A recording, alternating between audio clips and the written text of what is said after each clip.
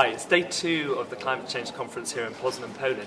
And Oxfam today is at a press conference about adaptation financing, which is the start helping part of the equation.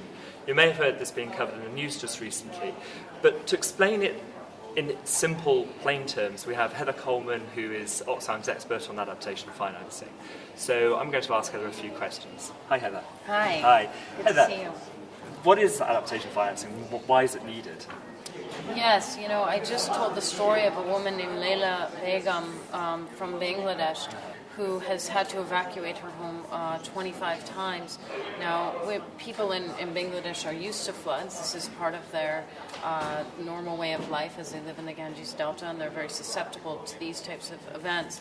And yet, in the past many years, these floods have become far more unpredictable. The months in which the floods come have changed. And in many cases, people have had to raise their homes in order to be above the flood level. There have been new early warning systems that have to be put in place in order to account for these changes in the timing of floods. So there are many different types of adaptation strategies that take place. Some of them are more infrastructural, like maybe building a bridge higher.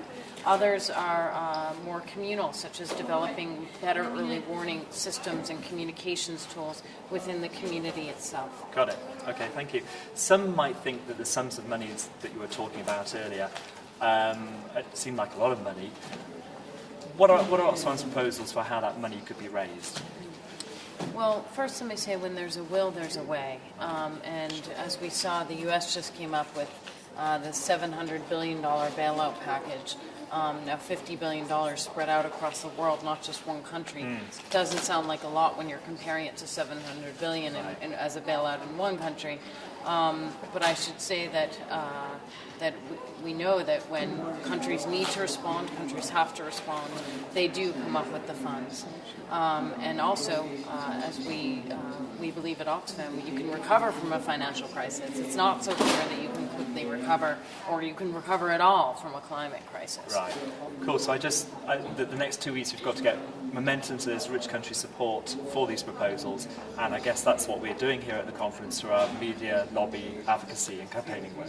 That's what we're doing, and we already have several rich country delegations on our side, so that's good news. Fantastic. Heather, thank you very much. Thank you very much. Cheers. Thanks.